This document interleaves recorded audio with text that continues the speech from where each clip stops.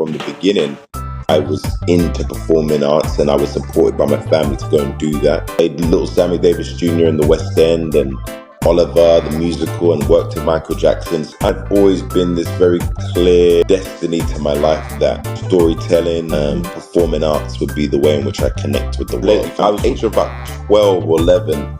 I had this concept of me being a director. There's a video from my Instagram of me going, you know, as an 11-year-old, I'm Spike Lee, mess you up. To use that kind of talking, so, and I'd like to do sets and stuff. I'm Spike Lee, there you are.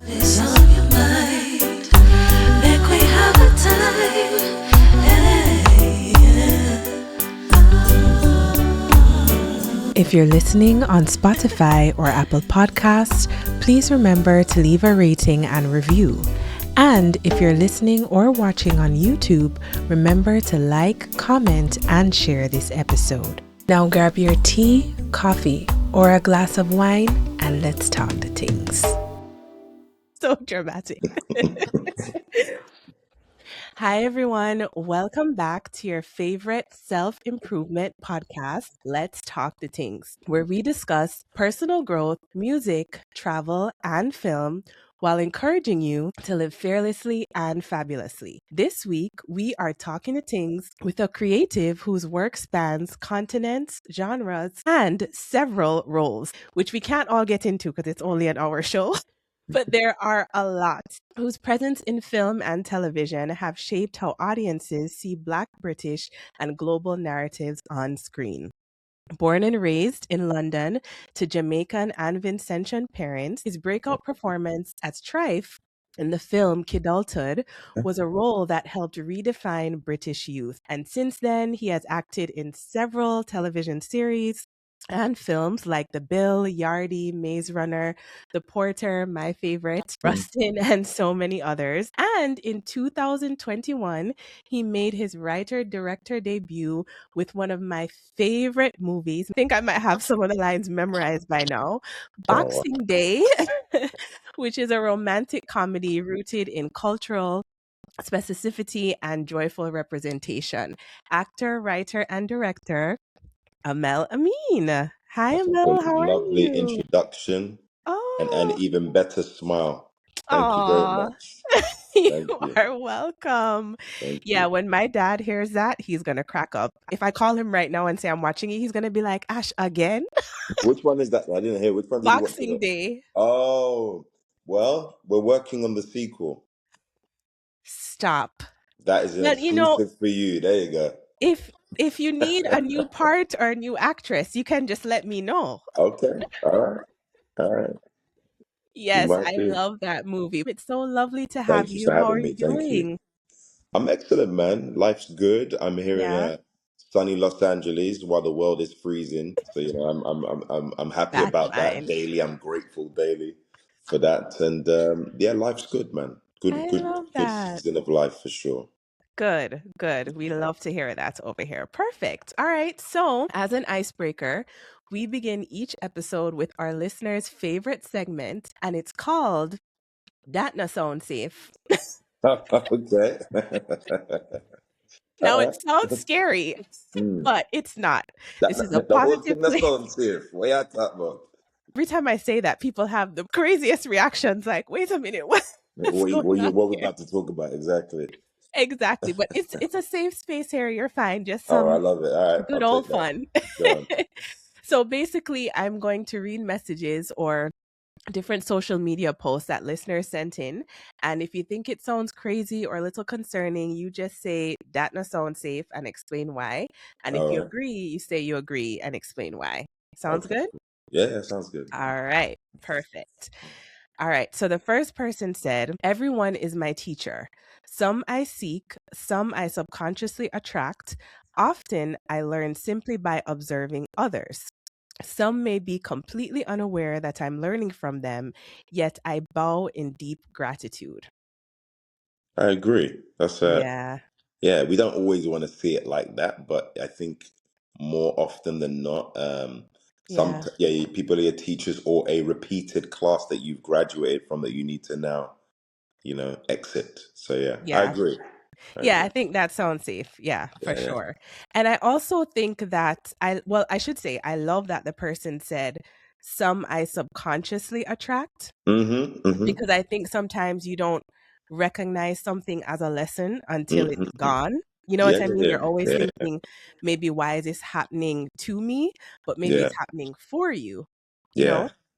yeah. There you go. Yeah. So that's one very academic That way sounds to safe. look at it. That sounds safe. That sounds Exactly. safe.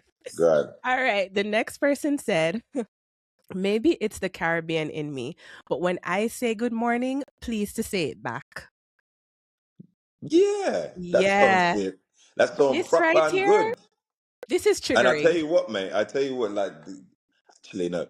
I was gonna make a comment about Yeah. Angelinos, but they're terrible drivers. They're not polite drivers, but they are very welcoming and hey neighbor, hey. That's so yeah.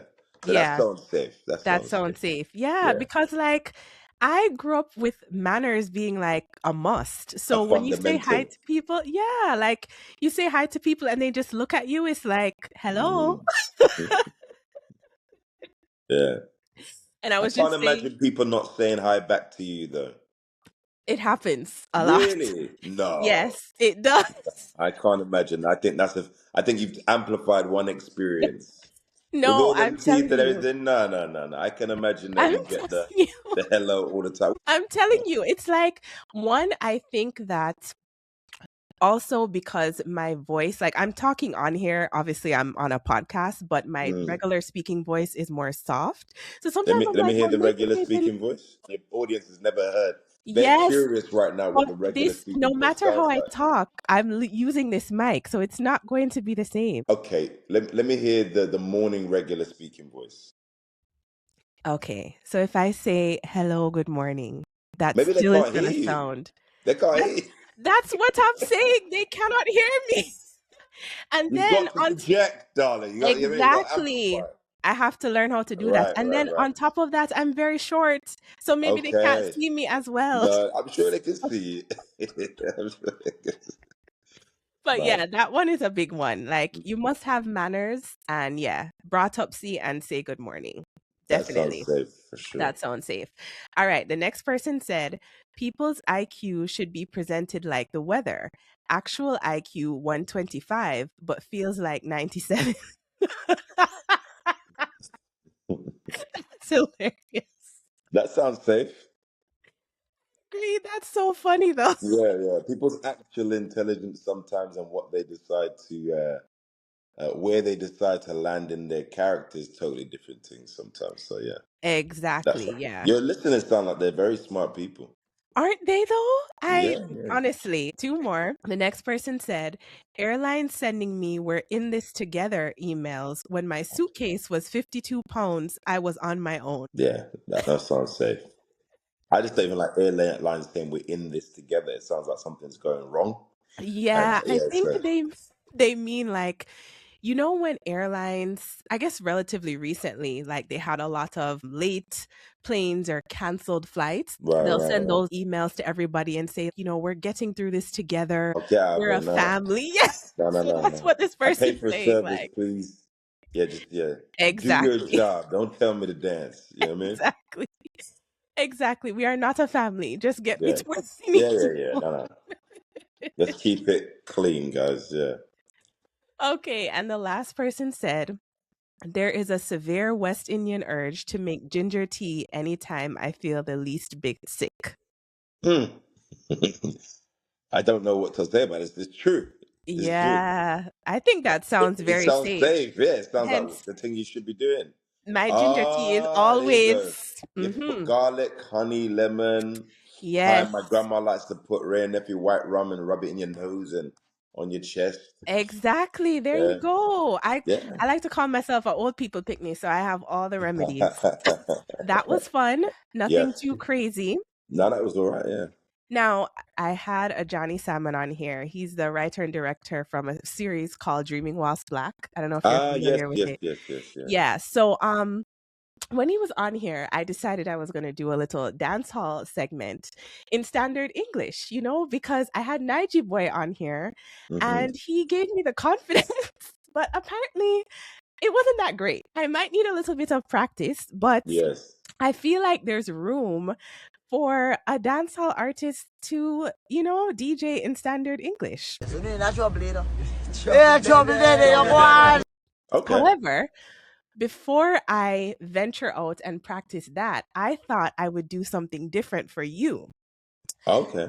because you're from London, Mm-hmm. but you're also Jamaican and Vincentian. Mm-hmm. Then I thought of Giggs, who's Mm-hmm. also from London, and I Mm-hmm. think he's Jamaican and Grenadian. Is that right? Something I like don't. that. I don't know actually. I think I thought he was just Jamaican and Jamaican, but I Maybe don't he know. is. We'll take it. That's fine. Maybe he is. So, Right. Right. similarities. So, I thought I would do a little remix of Talking the Hardest. That's So, you that's have the to give. Black British national anthem. Yes. Yes, I know my cousins are going to be very embarrassed by this, but it's fine. Okay. They'll be okay. So, you have to tell me your honest opinion, which I'm Mm-hmm. pretty sure you will, of Mm-hmm. what you think. So, I'm just going to sing This is like perfect. I love this shit. Go on, let's hear this. I don't know why I'm embarrassing myself, Go on with but it. you have to give me your honest This is feedback. like the Black British national anthem. We sing it like around the world, holding our hearts like this. Oh my Walking gosh. the party, sporting Armani, half of the Yeah. girls are snorting my Charlie. Trying to, Yeah. I'm bleeping out the swear words. Yes, Talk to me, thank you. Thank you darling. very much. Hollering at man, winking, smiling, no one to attack man. I think these lighties loving my. It's literally the Oh Black my British national anthem. gosh. Okay, so now I know you're gonna be honest. So I'll just Yeah, do this like is a very serious moment for you. a little no pressure. Oh my gosh. I'll just, God. I'll just do a little part then. Let's see it, God. Okay, if you're talking the hardest, Ash better pop up in your thoughts as an artist. Hollering at man, winking, smiling, I wanna attack man. Yes, this Browning's loving this bad man. 3-piece suit, same color as Batman. Rrr. That was live, you know. That was live. If Giggs did like an orchestra version at the Royal Albert Hall with the orchestra playing, I think that should go as the prelude to him coming on stage. I So like love you it. you do that bit first, and then you hear da, da, da, da, da, da, but before I it's all the like strings. it. It was. Do you know I put that at, like my battery says 99. That's on 99% really good. I'm I, really shocked. I The well, line you, change was great. The you didn't browning have was to add good. Like it all shock. happened. Yeah. This was meant to be funny. You actually did great. Thank you very much. I You're appreciate the so support. welcome. So maybe dance hall is not really my lane. Maybe I should do more like a singing, But because of the accent, type. you have it's like the fusion of dancehall and classical music. I Ah, think it can work. I think you've created a whole new genre. I I think think Gig should that's a holler good at you for the Royal idea. Albert Hall thing, or at least bite this whole Okay. thing. And yeah, Okay, so I'm gonna wheel and come again when I don't sound like I'm underwater and I'm yeah, man, not Micheal, sick. yeah, man. Yeah, I'm All gonna right, come back and then yeah, you tell me, where I should take it from well, there. go on, yeah, for sure. I thought it was very good. Thank you very much. You're welcome. So now let's really talk the things now that we're done with my foolishness. So looking back, can you recall a moment before Kidulthood when you realized that performance could be more than expression, that it could really be identity work and a bridge between who you were and who you wanted to be? Well, it's an interesting one for me because I Mm. think for me, as soon as I come from a big family, a performing arts family. My dad was a performing artist. He had a Yeah. band, and so that was always encouraged at home. Yeah. We'd actually put on little performances at home with my mum and dad and my siblings. But I went to stage school from about 6 years old, so I from the beginning Yeah. I was into performing arts, and I was supported by my family to go and do that. Learned tap dancing, ballet, watched all the old school Gene Kelly, Nicholas Brothers, Fred Astaire, grew up on all of that. Did West End Nice. plays, played Little Sammy Davis Jr. in the West End and Oliver, the musical, and worked with Micheal Jackson. So for me, Yes, we're going to talk about that. it's kind of always been this very clear destiny to my life that storytelling, Hmm. performing arts would be the way in which I connect with the world. So I love it that. was always my thing. And then very early on, I think from what I was discovering lately, from the age of about 12 or 11, I Hmm. had this concept of me being a director. There's a video floating around on my Instagram of me going, as an 11-year-old, I'm Spike Lee. Spike Lee mess you up, you know what I mean? Or, or, or buying Quentin Tarantino scripts for Reservoir Dogs Oh, and Pulp Fiction because my mum wouldn't let me watch the movies, but she right. allowed me to read the screenplays. And Oh, so I would read the interesting. screenplays and start writing movies. So I've lived one of those blessed lives, and I Hmm. guess challenging lives where you're very clear from a very early on of what you're meant to do in life. You Yeah. know, none of it's been a surprise in that way. I believe in a soul's journey of at least either multiple existence or maybe epigenetic memory through the bloodline, or maybe, you know, a cylinder living where things are happening in multiple times. But for whatever reason, my spirit, my soul was very clear that performing arts would be a part of my journey. I love that. And can you expound upon what you mean by challenging? Why did you find that challenging that you knew that from a young age?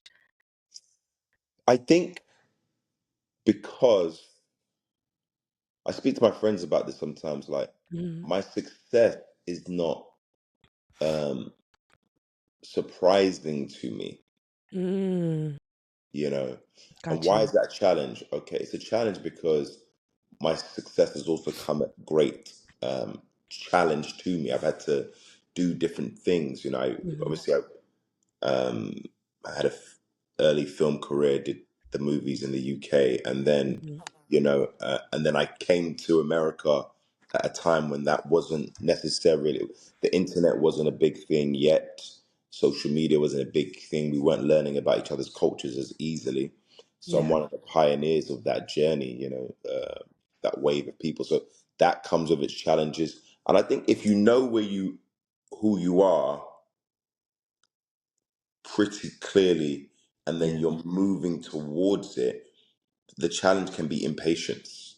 The challenge can be Mm, like, but I'm very clear, or the challenge could be someone, or naturally as an actor, you are rejected a lot. So people saying, no, no, no, I don't believe in you, or no, not you. I mean, I'll tell you a very brief story, and then we can talk about it later. But yeah. the director for Kidulthood rejected, like, I got the job, and then the job was taken away from me, and then I had to fight What? for the job back, right? Which Oh we'll my get into. But gosh. Yeah. so my journey has been the confidence and clarity of Apollo Creed, but the journey of Rocky.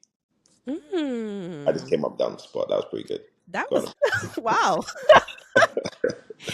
Even have to wait for me to say it, you Well, you knew have to that start was the good. thing sometimes, isn't it? No, that's really good. And I'm glad that you explained that because I wanted you to explain it because obviously it's your thought, but I Mm, think that does present a challenge. Like when you know who you are, I think that's the exception to the rule. The majority of persons don't know who they are or who they want to be. So some persons can view that as arrogance. Some persons can view that as you think you're more than you are, or however they want to view it. And it's just mm, really that you're sure of yourself and that you've had a childhood that supported your dreams and that's poured into you. And a lot of children don't grow up like that. So I think that it's good that you explain that because there's somebody listening out there mm. that feels really confident in themselves or knowing they can achieve their dreams. And they're wondering, why are people putting me down or thinking that I think I'm full of myself because I'm so confident? Well, the confidence comes from, um, a good friend of mine says we get kicked in the balls for a living, right? So Mhm. the confidence comes from being like knocked down Mm, and getting back up. So confidence comes through experience. yeah, If by the age of 6 years old I'm going to 30, 40, 50 auditions a year and I'm getting two out of the 50, yeah. and I've been Wow. told no 48 times, but I still Mm, get up and go.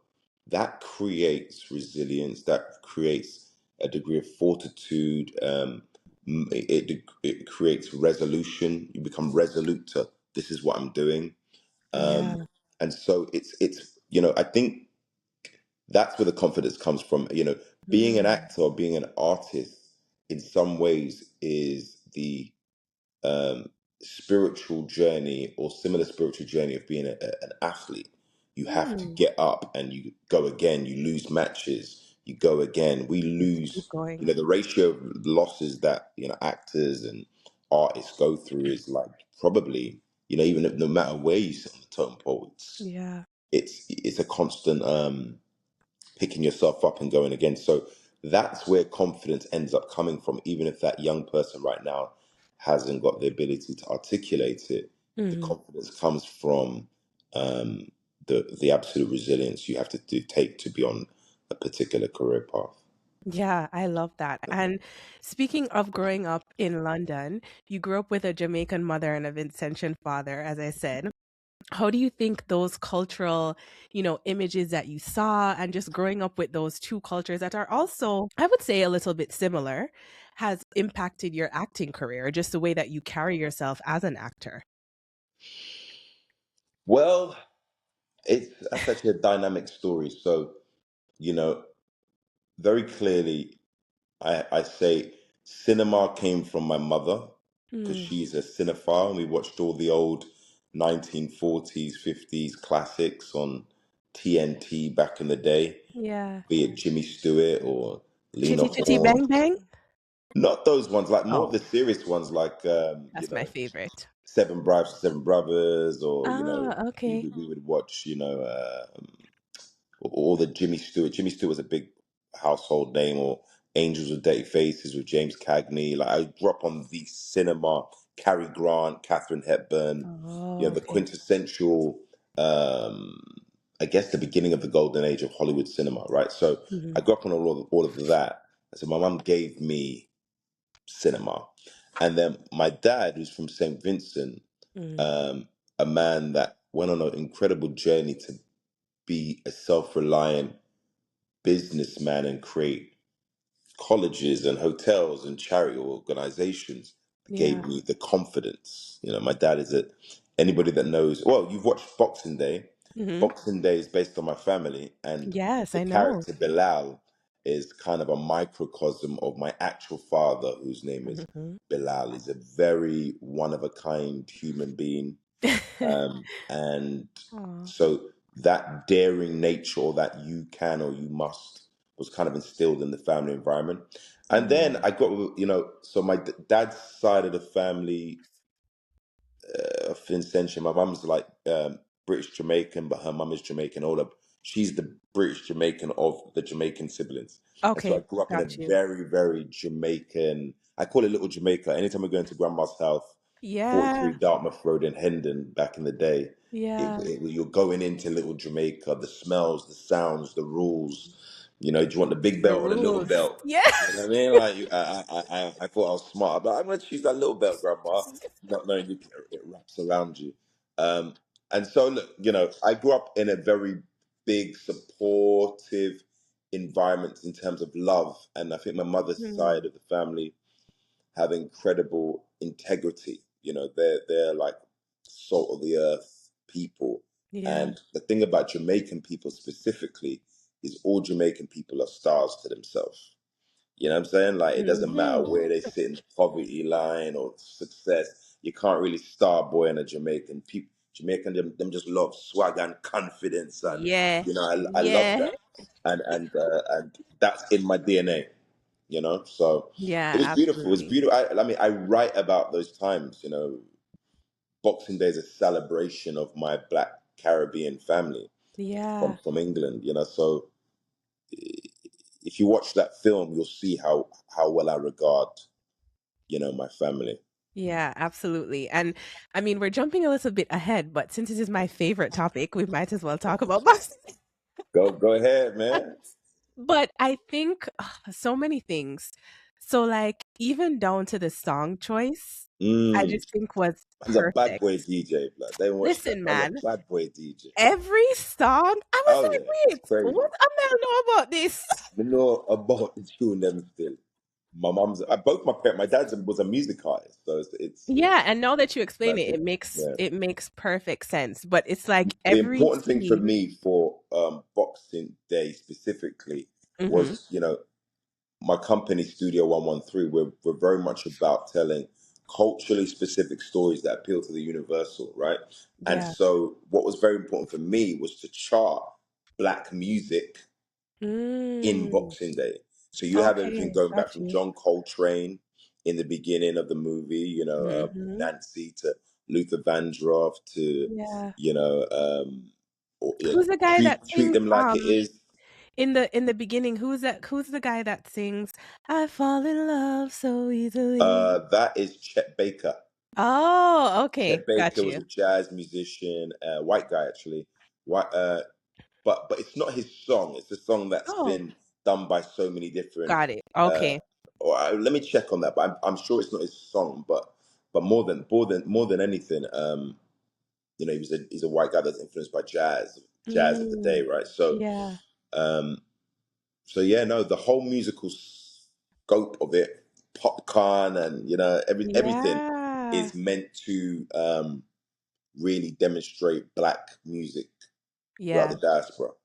I love that. I love that. And you see, Mm. once I heard Bitty McLean, I'm Oh gonna yeah. walk away Away from from love. I'm love, like, what? gonna walk away. That's that's Yeah. the perfect anthem for like any family, anything. Oh man, yeah. Because as well, back in the day, I don't know if you spent much time in England. Have you spent much time in England? Enough where I know some things. My family's What? lived in North London. Oh, I'm from North London. Oh, Yeah, okay. yeah, yeah, yeah, yeah. Oh, Anyway, nice. but the community of the 80s and the 90s and the Mhm, early 2000s mhm. was so massive, man. So massive. We'd have parties Yeah, for us and our family. We'd have parties I every heard. weekend, but Yeah, everybody lived in proximity to each other, and it was such a glorious time, man. So, yeah, um, you know, yeah. So yeah, those we used to do a lot of christenings, and I heard a lot of these songs at christenings and, yep. and weddings and birthday parties, and yeah, Yeah. Oh, I'm so excited. I can't believe there's gonna be a sequel. I'm so excited. yeah, Even if I'm not in it, still be excited. yeah. Listen. I don't know. We might be able to find a little something, little recording. Yes, right? Mm-hmm. So going back a little bit, we have to talk about, because we can't just glaze over the fact that you performed with Michael Jackson. We cannot just Oh glaze man. over that, Mm-hmm. right? So I think that's a training that you just can't, I don't know, replicate or get anywhere else, just being around somebody like that. So Mm-hmm. what was that like for you? I know that might be hard to kind of summarize, but what memories do you have of that moment and being on stage with him? Hmm. Memories I have at the moment. I'm trying to give Yeah. you something I've never said before, and it's obviously I've spoken about it a lot throughout my life. But Yeah. I would say that I remember being 11 years old, going to the audition, Mhm. there being hundreds of people, if not thousands of people there, it whittling down. I remember they kept pulling people out, and I was like, oh, the people that are being pulled out they're getting kicked out. And I Mm. remember really listening to the creative director, and he was Yeah. like, "No, make it less. Don't overperform because it's about us performing the Earth The song, right? accent is killing me. Yeah, yeah, right. Don't come on. We gotta make it less, okay? You gotta just calm down, guys, right?" Oh my And so gosh. I was like, okay. And I remember listening. I remember praying off to the side and saying, God, if Mm. you give me this, I'll never ask you for anything again. And I remember that as an 11-year-old kid conceptually Yeah. going, 11 years on the earth, 10 years, 11 years. And I remember them going, okay, you. And I was like, oh, they're bringing you because you're staying. And I'm like, so I remember that being amazing relief. I Wow. remember my dad and I buying like a nice suit, a cream suit for me to wear to the Yeah. BRIT Awards 1996. Oh my god. And then I remember I mean, this is a longer story that'll take it's probably too long, but the abridged version is where it's that day we're gonna meet Michael. Everybody's gonna Yeah. meet Michael. And excuse the American accent again, but he's like, "All right, Michael's coming in right now. If anybody talks to Michael, bothers Michael, you're out. Okay? So just everybody, just stay calm." All of a sudden, you see this door open, Oh my and there's like these god. big security guards all around him. And then you Yeah. see it like this little guy, he wasn't little, but he Yeah. looked it compared to everyone else, bobbing in a white kind of like white suit thing, and then comes on stage and he's like, Oh my God. That is and then insane. I'm like this, and then he says, "Why is everybody so quiet?" And I was like, and he go, and I had to stand next to him, right? If you watch this on YouTube, you'll see Yeah. it, I have to watch it again. Okay. So you're and then like right next to him. I'm right next to him, and he goes, Okay. "Hey, my name's Michael," and I'm thinking, your voice is deep, and he's like, "My name's Michael," and I'm like, I heard that. Oh my yeah, God. So that's true. I know. I'm holding it in. And he goes, "All right, Kenny, what are you doing? You got everybody so tense. Come on, guys." And so he started speaking to us, and Oh he my taught God. us taught us the secret handshake. He says, if you don't learn this kind of Yeah. Aztec secret handshake, you'll be very successful in your life. Yeah. The handshake was like a dance move, and so he taught us that. I probably should do it every morning, become even more successful. And then yeah, I remember performing on the night. I remember the smoke. I remember the and like Yeah. then I remember the controversy that happened because everybody was there was a guy called Jarvis Cocker that came on stage Hmm. and and and and he was mocking Michael, and then a big fight broke out on the stage. And Oh yeah, no. it's a really famous event in the UK What? because of for a certain Because of generation that. because of Yeah. that. But Oh it's my and I gosh. recall also going, and I have this. I actually need to go to my mum's house and get the tape. Yeah. But I have the recording of us lot singing the Earth song with Michael Jackson, like the Stop. actual tape recording, like of our vocals, because we had to go and redo it with him. Yeah. So I remember going to a studio That's somewhere amazing. in London, and Michael being there and recording it, and yeah, not Wow. under. I mean, I loved Michael Jackson as a kid. I loved him as an adult. Not Mhm. understanding that that's one for thousands of years. It's like Aristotle and people like that. That's like Yeah, Bob that's Marley, never Prince, gonna Michael happen again. Jackson. Yeah. They're not happening again. That's it. It's like it's a wrap. Yeah. You know? Yeah. And you Right. got to dance beside him. I got to be a part of the magic. Yeah, yeah. Your kids are gonna have some great throwback Thursdays of Right, their right. dad. Yeah, my daddy was like, that's right. I Yeah, know the feeling. I know the feeling. So they're gonna be that's good great. to go. Yeah, man. Oh my gosh, that's amazing. And so growing up like in London, when you did Kidulthood, were you still going to school? Because you were a big star. Yeah, I mean, I went to school. No, I left school at 16 years old, Okay. and then I decided I wanted to go to normal college because I went to stage school, right? So I went to normal Okay. college, Okay. and then kidulthood came about when I was 17 or 18 at school, Okay. and at college, Barnet College in North London, Okay. and I ended up hearing about it from a friend of mine who was auditioning. I called my agents, who I had agents at the time as well, going, and they're not seeing anybody that's a stage school person or an actor. They want to see real people, and Oh. then they ended up doing a bigger audition in the end for it. It got Mhm. whittled down, and we did all the improvisational work with the actors and the director. Yeah. Um, and in the end, yeah, end up getting the movie in 2003. We did a reading for it, and I was so excited because I was like, "Rah, this film is so different to anything I've ever Yeah. experienced." I was a stage school kid as well, so I kind of learned the culture between the ages of 16 to 18, like sagging my But that trousers. wasn't your life, what That you were wasn't my life. I portraying. was like a Right. professional, like young performer, and so Yeah. I learned a lot in those 2 years of going to normal college, which gave me the street cred and the ability to be able to emulate and Yeah. take that which is a part of me anyway onto the screen. So I ended up getting the job in 2003, and then the movie fell apart. Mm. Um, I think it was different companies didn't see its value, and it fell apart. So I Mhm. would go around all year like doing plays and stuff like that in college, and it came up again that the film's back up and we're going to do it again. And every one of the actors, other Yeah. than me, Yeah. And the girl that had the original part as the girlfriend Hmm. got their roles. Like, I was upset, Yeah. 18 in my mum's house, just going, "What's going on?" This, and they were like, "Yeah, listen, there's an audition. You're gonna have to go. You're gonna have to audition again in a week Oh my God. against another actor who we think is good for the role." And it kind of changed the trajectory of how it worked for the rest of my life.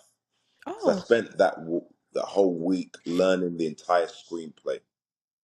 So I learned so they're the scenes that we had, but I learned the entire film in my head. whoa. Oh my And gosh. then I remember going to the audition, Mhm. and them saying, "Look, we're going to do some other additional scenes, but you're going to be able to read from the sides."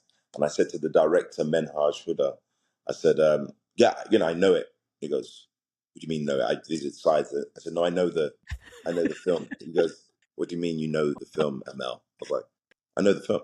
He goes, That is "Okay." insane. He thinks he knows the film. These are the scenes we're going to do. I was like, "Okay." Brought the actors in. Da da da da da da. Boom. Looked at him. Okay, let's bring in the scenes that are meant to be done. Mhm. That you meant to. Okay, da-da-da-da-da. Looked at him. Looked at him. I give this story because he's a mate of mine. He's always Menhaj is always trying to do a movie with me, and Oh so my I always God. bust his balls about this. I said, "Bro, you almost stopped history, man. You almost like you were the You enemy of almost stopped progress." history. You know what I mean?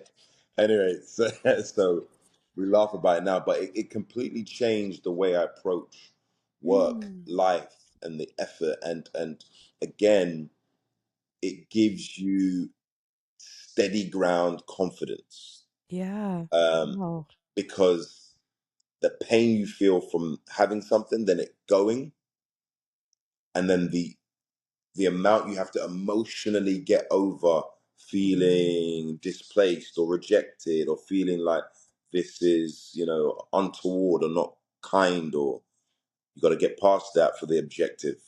And Mm. I got myself into a mental space where I was so ready for the opportunity that um, in the audition, that's why I was like, whether I get this or not, I'm leaving with a completely in your face, hard Yeah. to say no performance. You know, That's the most that's the Jamaican story. story I've ever heard in my Oh, life. really? Now I got have it. Let me tell you something. Now I got have it. Yeah. The man want to take me out. Right? What I talk about?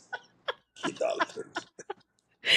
That is hilarious. Oh my gosh. But no, Mm. that's such a beautiful story because especially you being that age, I feel like most persons that age would have been like, okay, forget this and moved on, you know? But I think you learning like that determination and all of that at such a young age, that's likely helped your career, like you said, for sure. Okay.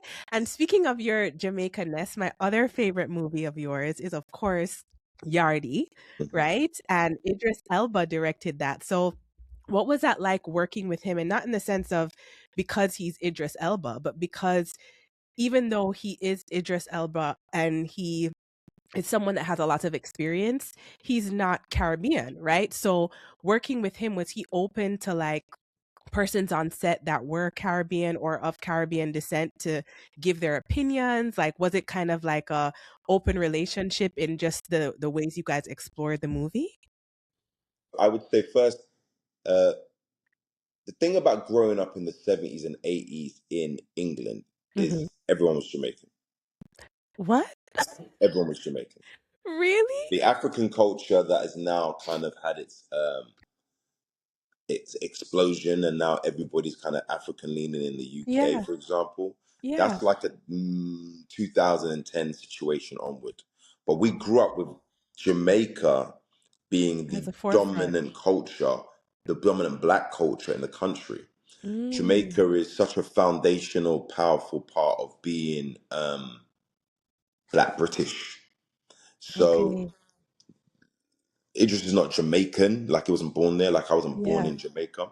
Right. But the culture, he's well entrenched into the Oh, culture. okay. And not just Okay. him, anybody of that generation and my generation, Hmm. we grew up, people would say they're Jamaicans, they would have their Jamaican name. I learned What? during the research of Yardie. I mean, I think Idris' Jamaican name might have been Darren or something when he was younger, right? What? But That's I too learned that even funny. in with Jamaica in England, when you had all the Teddy Boys and the National Front, Yeah.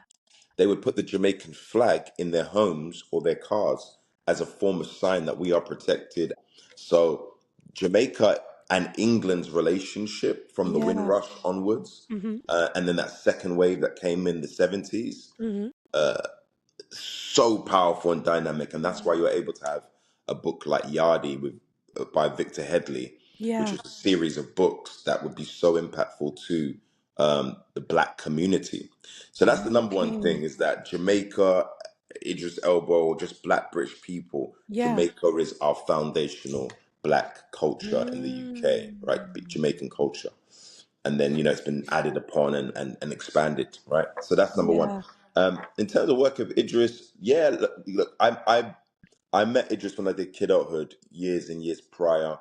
We were in Oh, okay. contact. We were in contact. He just finished The Wire at that Ah. point, and he was like, man, what I mean, you got to get out there. You know what I mean? It's fucking wicked out there. You got to get to America, man. And I was like, all right, bet. So I ended up going to America, having all of the work that I'd done there, and it was the Mm-hmm. Maze Runner specifically that he saw.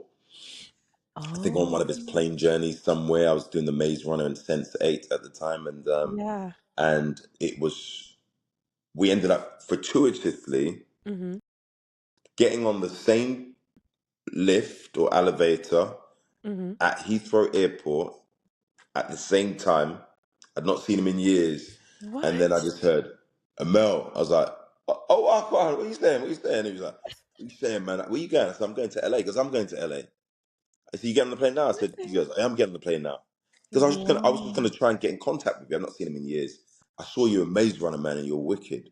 I'm doing this film called Yardie. We get on the plane. We're sat next to each other on the plane. So it was very Oh serendipitous, my right? gosh. I was just And then about to say that. Yeah. very serendipitous. And then he said to me, how about I send the scripture agents, and I said, bro, let me read it now on the plane now, and I'll give Right. you my answer, which is likely yes. You talking about Yardie, the book that my uncles loved, and then Right. working with you, and um, yeah, so it was a major. It was a major moment. I had even had the flight attendant take a photo because I was like, "Look, man, you ain't gonna get off the plane and forget this, bro."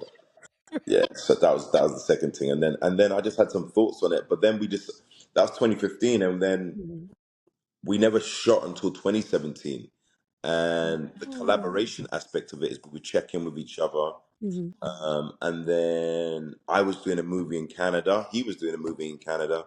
And at that point, he invited me to Oh. stay at his yard with the lady that would then become his wife, Sabrina. So, like, they would just Oh, stay okay. in. And we stayed and we worked on the screenplay, worked on the character. And then he was like, I really want you to be like, method for this role. And so at that point, I was like, all right, bet. So I moved to Jamaica and lived with my auntie Shalshani in Oh, Kingston, what? which was beautiful. That's where I met Sly and Robbie Oh, and yeah. everybody, and was at Studio One, and my auntie Shalshani would take me Yes. all around all her people really, and just kind of Mhm. get me entrenched, and then um, I worked with a music artist called Brian Art, and Brian Art helped me develop Dee's voice and think of Brian him talk like this Oh, when him talk right and okay. can't talk and them things. So I would work on the voice with him, and then Can't and then manage. Mikey General, Mikey General, Yeah. Mikey General, the music artist as well. I had this Mm, kind of community of people that came together while I nice. was developing D, and I moved there, and then we got the green light. I moved there before the green light. We got the green light, and then came to Jamaica and did the auditions with Sheldon Shepherd and Evie and all the rest of the actors. Really, I love that. yeah. That's amazing. And I love that you explained that because one, I didn't realize that I knew Jamaica had a big effect on UK culture because similar to like Canadians, there's a lot of patois slang that they use. Mhm. but I didn't realize to the magnitude of how you explained it. And then when I went there, obviously I'm going to see my own family, so all I see is No, I mean, Jamaicans. it's a massive cultural force. You got to think that the Yeah. Caribbean in general created Mm. carnival as an answer to some of the racism that was going on in the country at the time. Okay. Amplified that Yeah. carnival is now something that everybody goes to. That's a Mm-hmm. Caribbean influence, you know. Yeah, man, Jamaica's impact dancehall, you know. Everybody that's from London knows what time it is when it comes to that, Yeah. you know, I of a love certain that. generation. I Mm. love that. I love that. And speaking of Black British, right? I think that I think it's so interesting when you look at how many Black British actors, how many great Black British actors like yourself have come out of like that generation. But why do you think it is that, trying to figure out how to phrase this correctly? I feel like this is my opinion, just putting that Hmm. out there.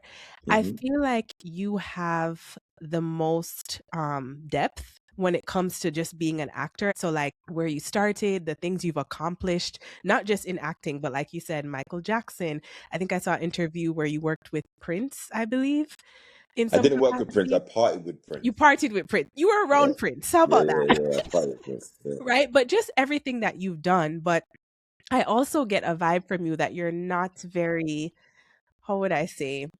In Jamaica, we say like we're not frightened for people, right? So you're Mm-hmm. not very like boisterous or anything like that. Mm-hmm. Do you think that has a lot to do with how people perceive, actors from whether it's the UK or the Caribbean, just non-American actors, like based on how much they're at the latest party or the latest like Hollywood thing? Do you think Mm-hmm. that has something to do with it? Because it seems that it's not necessarily based on, I don't want to say solely talent, because everyone is talented, but I just think for all that you've accomplished, I Mm-hmm. just feel like there are more persons that should know the magnitude of your work. For the last part of your question, in terms of amplification and people knowing work, I think for me, because I've been quite a transformative actor, people associate me with different roles for different Mm, things. So, you know, someone yeah, that knows me from Martin Luther King wouldn't necessarily know me as, D from Yardie, or that's the guy from Boxing Day and different. And then there are people I that see. follow my career that just know me, and they're like, invested in me. Yeah. But I think the success of work is about amplification and the marketing of a particular project. My friend Coleman Domingo, for example, he's become a bit of an icon. Coleman Domingo, who played in Rustin. Yeah. Um, Yeah.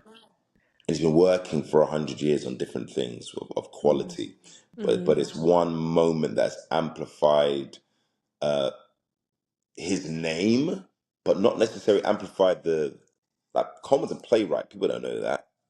Yeah, I did not know Coleman's that. a director in like a proper serious playwright and director, and Wow. so I think you're known for. It's up to audiences in life what you're known for, Okay. and yeah, what it is that how much they see you in totality. But um for me, my kind of personal mission right now in my career in life is amplifying the stories through my company 113, and then finding just like phenomenal roles that outlive the test of time. Like for example, if I Mm, was looking at something recently, it was talking about Denzel Washington for yeah. Malcolm X, and that he never won Yeah. best. That's And crazy. that even that before that, Al Pacino had not won for Godfather and Oh, different. really? Oh, I didn't No, know that. he won for Serpico in the year. Oh no, for Scent Okay. of a Woman in the year that Denzel was meant to win for uh, Malcolm Malcolm X? X. Oh, okay. And I think that trajectory goes on and on and on with like powerful actors, and then an award goes, oh yeah, yeah, yeah, yeah, or a box Yeah. office hit goes, oh yeah, yeah, yeah, yeah, yeah. And if you're about your craft specifically, Mhm. um, yeah, but I tend to keep like my personal life and relationship. The closest I've ever got to like being like how my relational life was Yeah. through the film Boxing Day.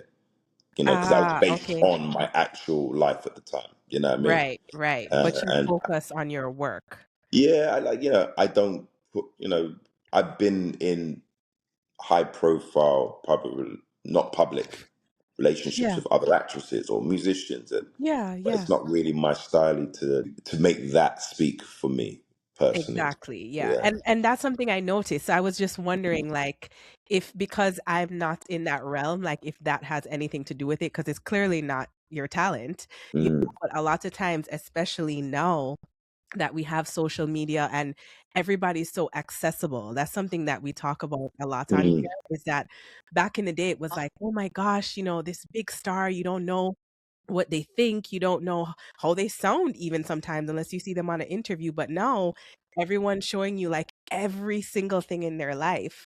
And mm. I wonder if like that's what, gets the popularity or the award votes or I'm on the Academy board um, of the Academy Awards, and Mhm. so I'm clearer on what gets the award specifically. It's very nuanced for what gets the awards and Ah, who wins okay. what and all the rest of it. But if you're looking at the premier actors of the day, uh, the younger ones like uh, Jacob Elordi or Austin Butler. These people. Austin Butler played Elvis, or Jacob Elordi's. He's in a bunch of stuff right now. There Mhm. is a return to the mystery and mystique. Ah, good. Yeah, Okay. 'cause, like, what do we know of Austin Butler? What he was able to have is he played Elvis, which was such a big movie that Mhm. amplified him to the globe, Yeah, and then the yeah. PR machine got behind it. But if you went on his Instagram You or wouldn't know someone like, anything. you wouldn't know anything. Or Jacob Elordi doesn't have one, or do you know what I mean? So I Good. do think that Yeah, for actors, there's a little bit of a return I to like that that. that that vibration because. Um, while simultaneously this other world is existing, like social media, which people say is on a downward trajectory, and then because AI is interrupting it so much, you don't know what you're watching is someone's authentic experience, whether it's someone's Yeah, authentically or not. So yep, it's and for me, I'm about like story, the work, longevity, and yeah, that's important to me, as well as some yeah. awards. I'll take some of them awards as well. Yes, You know what I mean? Yeah, right. Everybody wants to be awarded for their work, yeah, obviously, at the I'll end of take, the yeah, day. yeah, for But sure. no, I'm more like you, so that's why I just wondered, like, in that field, because Mm. that's not the norm, like, it's at least now, it's more of the norm, like you said, we're returning to that. But Hmm. it's more of the norm for it to be about just that. So I'm happy to hear that Mm. perhaps we're taking a little, slight left turn. I just looked at it like from like everybody that's doing the proper business Mhm. is amplified by the marketing of a project or something Ah, that they've been in that makes sense. before, like Yeah. Euphoria. But Yeah. how much let's say Zendaya, for example, Mhm. Euphoria, she's a huge, huge, huge star. But how much I would ask the question I actually don't know. If you went on her Yeah. Instagram, how much is she actually interacting with the audience? Yeah. It's no, she's on the Louis Vuitton campaign, so you see it there, and she had success with Spider-Man and this, and so she's become Yeah. big in your mind, marketing wise, but not necessarily Her social personal. social media wise. Yeah. No, Yeah, that makes perfect sense. yeah, Perfect. Okay, two more questions before our last segment. yes. Um, Across all of your work, like we've talked about at length, there's I'd say like a through line about navigating history, presence, and aspiration. Um, you talked about playing Dr. Martin Luther King. You played, what was his name in The Porter? I can't remember Junior his name. Massey. Yes. Yeah, yeah. Yeah, and that leans on history as well. How do you think your identity has shaped your artistic palette, would you say? That's a great question and very Thank eloquent, you. darling. Very eloquent. Uh, uh, how's my identity shaped my artistic palette? Wow. I think for a long time I've been like, how does this take care of the image of a black person, globally Mm. speaking? And and what do I personally want to align with story wise and character wise?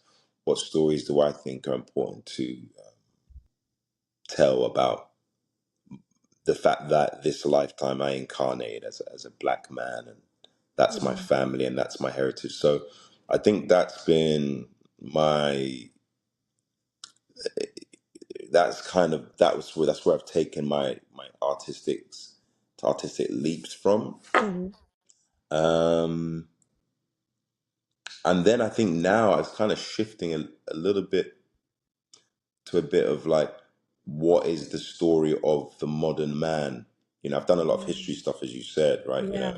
Yeah. And I think because we get to play big in the sandbox of history, like you're playing Dr. King or you're playing Yeah. Junior True. Massey, a porter who's a hustler and a porter.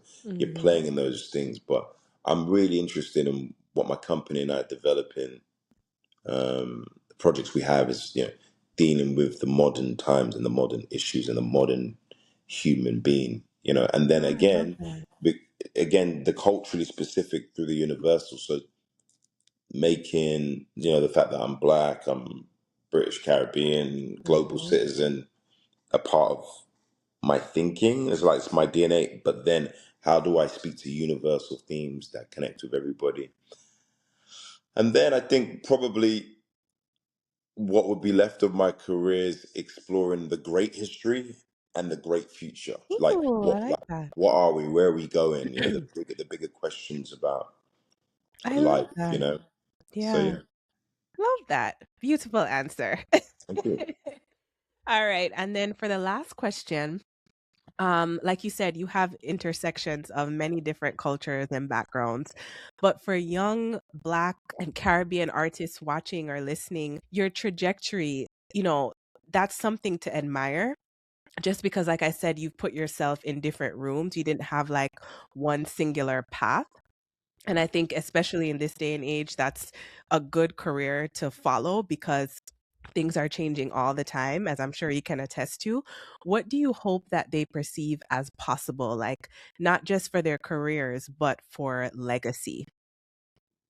For young people, Yeah.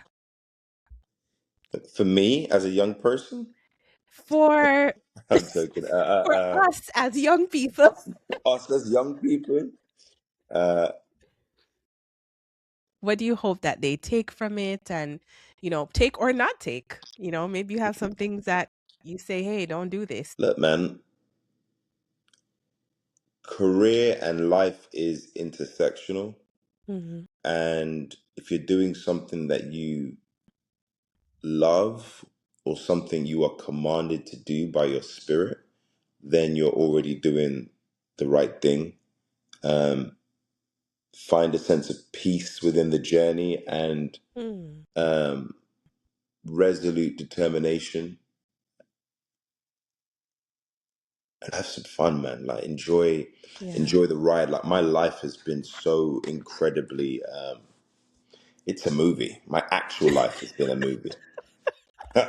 Like I can write so many movies about my life. My life has been Nice. for the natural, I guess, reserved, shy version of myself that doesn't like overly Oh my emote gosh, on that's social media. 100% me. Yeah, for that person, Yeah. I've had an incredible life. I mean, Oh, that's beautiful. incredible. It's been fun. It's been a journey. I've had like the incredible highs, some lows. You know, great romantic adventures. Like Yeah. I've lived the movie. The real guy has lived the movie behind the guy that acts in movies, and so Love I that. can only be. That's the last part. Just enjoy the journey, man. It's like I think the secret to success is Mm. enjoy the difficult, enjoy the fun, Mm. find a way of enjoying all of the different things. Like, okay, oh my God, I've got to do this run. Take Yeah. your running. Like, I'm going to run for 45 minutes. Oh my God. And this, like, okay, it's painful, it's hard. Okay, I'm enjoying the fact that Mhm. it's growing me to this. I'm enjoying the fact that I can actually reach my goal. Like I'm Yeah, pushing I love through that. to get to my Gratitude. place. That once I arrive there, I'm gonna be satisfied. I'm gonna be proud. I'm gonna be Mhm. happy, and then I'm gonna dream again, I and dream love again, and that. dream again. So Yeah, I think, if anything, that's probably something to take from just me, the man, living my life. I love that. Yeah. Great, great. Okay, so our last segment before Mm, my thank you, I'm going to okay. ask you a few rapid fire questions, and Yeah. I would love for you to answer with the first thing that comes to mind. Okay, Hmm. what are your top two favorite old school reggae songs? Oh man. I gave you two because normally I just give one, but I'm Yeah, being yeah, yeah, nice. yeah. I think I don't know if this is Lovers Rock. Keep It Like It is probably one of my favorites, Okay, by Louise Marks. okay. And I'd have to say, um,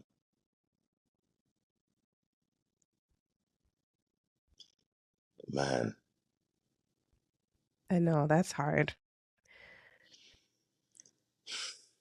I'm only gonna say this one because it's my dad's, and this man sings this song at any opportunity. Okay. Uh, any opportunity. I would say I've got to put this in boxing day too. Is Redemption Songs by Bob Marley. Ah, It's one of my top 10, but because it's so a part of him, yeah. my dad would just sing it all fire. He just sing it any moment he gets. That's So it brings hilarious. such connected memories. So I would say That's that. hilarious. And Yeah. let me ask you a question. You said the character that played your dad in Boxing Day is going to be like a close replication of your actual dad. Does your dad also have like that really deep voice as well? Yeah, my dad's, how are you? Nice to meet you. Oh my god. It's like that. I can't manage. Well, actually, it's been a good interview. My name is Bilal.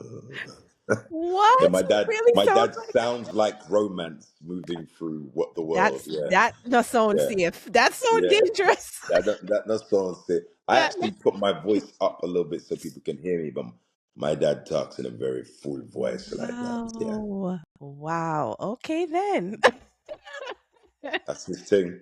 Love that. Okay. Yeah, What are your three favorite Caribbean islands? Jamaica, Okay. 100%. Grenada. Oh gosh, mine too. Love Grenada. I'm gonna say Saint Vincent because it's my Okay. heritage, and if Okay. without Saint Vincent, no me. That's You know? true. That's Yeah. true. I've never been to St. Vincent, but I heard it's really Mm. nice. And I heard It's their beautiful. carnival is really good. Yeah, yeah, So I would yeah. love to go one year. But Grenada, I love Grenada. Grenada's crazy. Love it, Yeah. love it. So speaking of Grenada, what are your three favorite soca songs? You can put Grenadian soca in there also if you'd like, but three favorite soca songs because we love I soca over don't I here. don't know I don't remember the names, I go but the old school ones. How does it go? Trinidad. We'll take that one as one. Oh, okay. And then we'll Yeah. take uh oh mama, yeah, yeah. Oh mama, yeah, yeah. We take that one. Okay. Uh, Okay. I'd have to get you. I don't. Yeah. You can't remember a third one. Okay. I can't remember a third one to be honest. Have you listened to any recent soca, like especially No, over no. I in fell off of Grenada? soca. I fell off soca, Okay. but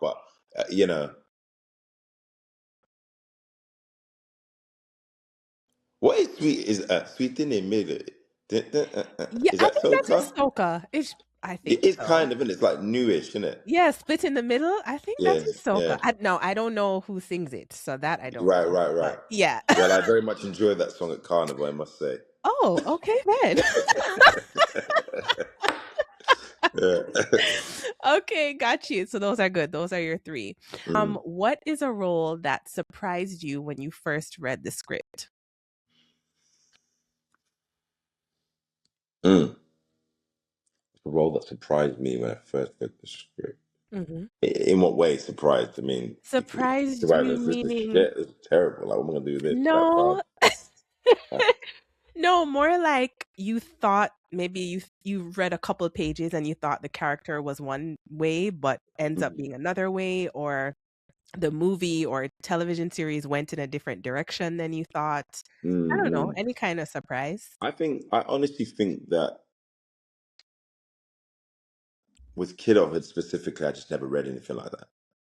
I feel like it Mm, was on the pulse of, it was cutting edge in terms of, I'd never seen anybody, we'd never had anything that reflected young people in that way.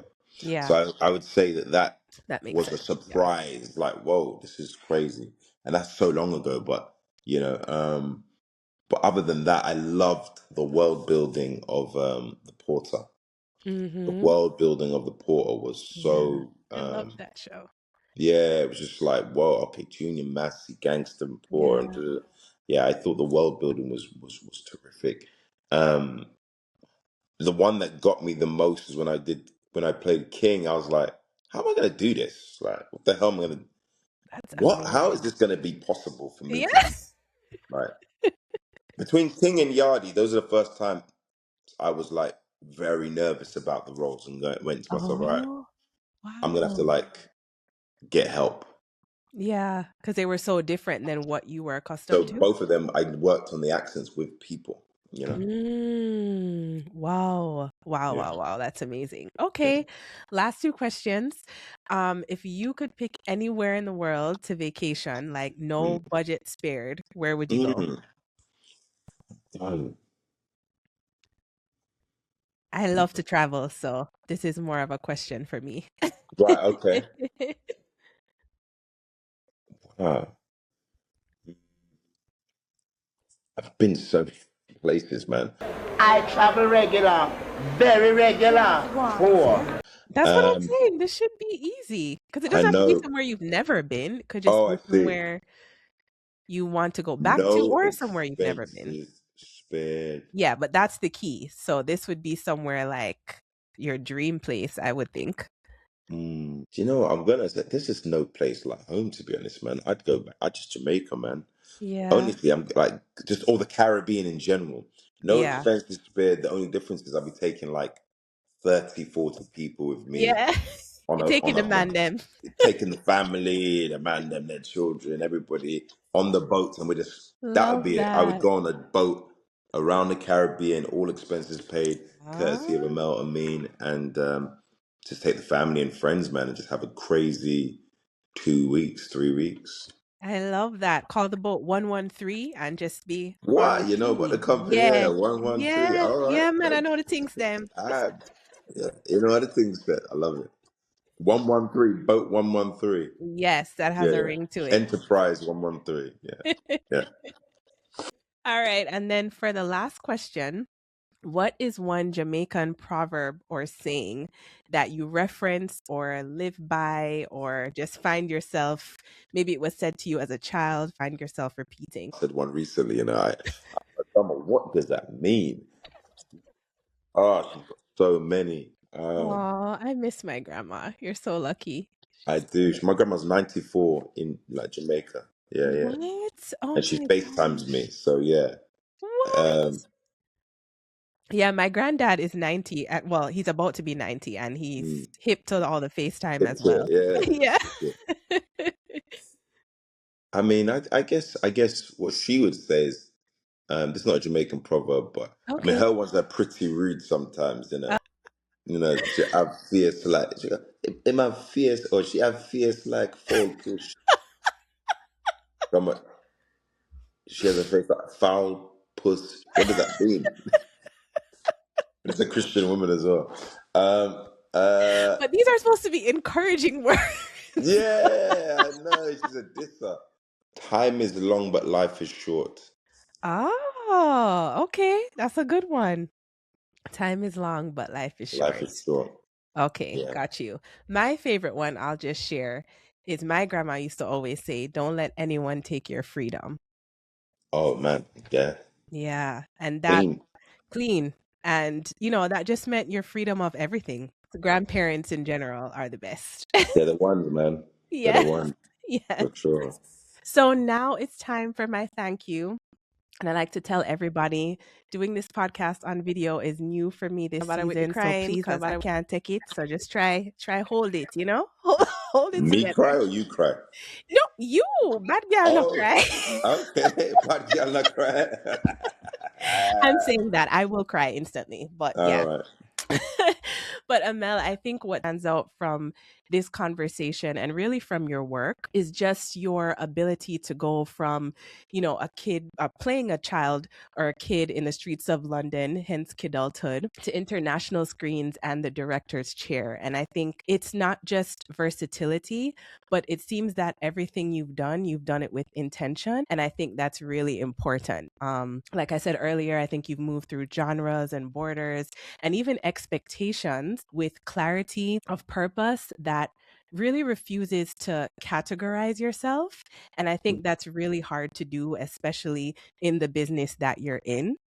I think that your journey seems to have been really about resting space for complexity and showing joy, you know, in Boxing Day or television series that you're in without apology and without, you know, tension, and really just holding to your dignity and to who you are. And so I just want to tell you, thank you for really just representing your culture beautifully, your Jamaican culture, your Vincentian culture, your British culture. Thank you for building with curiosity, for honoring nuance, and for really reminding us that artists don't just reflect the world, they make room for it and become more expansive in doing so. So yeah, thank you for coming to talk the things with me. Wow, that was absolutely beautiful. Thank you so much. I cried internally for sure. But thank Good, you as very long as much. you kept it here, and you know, Yeah. you can't have the man them see you shed a tear. Yeah, man. Yeah, man. I appreciate you. Thank you for your words. Thank you for your energy today. I appreciate you very much. Of course. It was lovely having you.